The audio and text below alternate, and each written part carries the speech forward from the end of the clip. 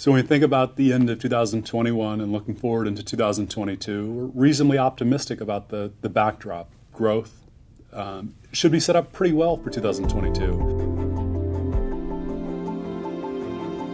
We're optimistic about a couple of different sectors, not just developed market corporates, high yield, U.S. and Europe. We're also optimistic about emerging market assets, but with a strong preference for dollar-denominated or what they call hard currency. EM sovereigns and EM corporates. On the sovereign space, we have a strong preference for double B or single B rated sovereigns because of the valuation that's currently offered. And the tailwinds that we've seen from strong growth that we think should continue, especially as the vaccine rolls out globally. Trade is starting to pick up globally. We also think the Biden administration will be much more supportive to our trade partners globally. So it should be supportive for emerging markets. On the corporate side, we have a preference for in-between investment grade and high yield rated debt. So we'd like both EM corporates that are triple B rated and double B rated. Spreads aren't quite as attractive on the corporate side, but the diversification offered allows us to build portfolios with an attractive income, strong liquidity, and price appreciation potential if emerging market growth does show as strong as we or others expect for 2022.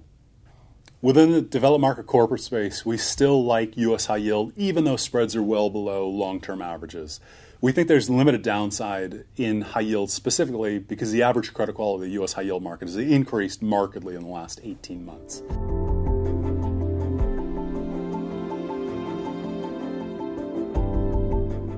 When we think about securitized assets, there's two key categories. One, commercial real estate, and two, residential real estate. Two totally different positions in the capital markets today. On the residential side, fundamentals are extremely strong. The securities that we like are floating rate nature. They're loans that have been provided to homeowners who have lots of equity built in. So in the last, call it 18 months, we've seen strong house price appreciation. We expect that to continue. That contrasts, though, when we compare that to the commercial real estate side. Investors are still nervous that the commercial real estate side in the U.S. has not fully opened up. Investors are primarily worried about two key portions, retail and lodging. We look at the prices on those two sectors and see that upside downside for those two sectors look extremely attractive. The loss-adjusted yields, even in a bad environment, are offering an opportunity for investors who can hold for the next 12 to 24 months returns of potentially between 8 and 10%. We think that's pretty attractive.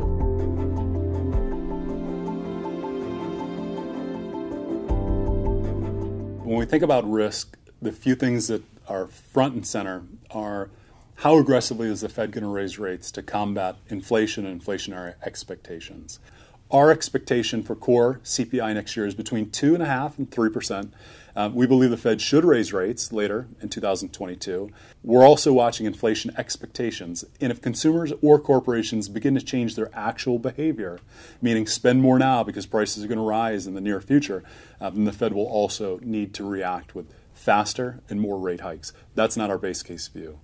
The second risk to focus on would be China economic growth and the China property sector specifically. At the moment, China housing makes up almost 29% of their economy and has driven a lot of the growth since the global financial crisis. And with the housing market coming under pressure, the negative impact to their economy has investors somewhat concerned. We didn't have very much direct exposure at all coming into 2021, but at the moment, with where bonds are priced in China properties specifically, we're starting to find that as an attractive opportunity to generate income for our clients. We believe that China property is a systemically important industry and that policy support is forthcoming, even though it's taken longer than investors would have liked to have seen.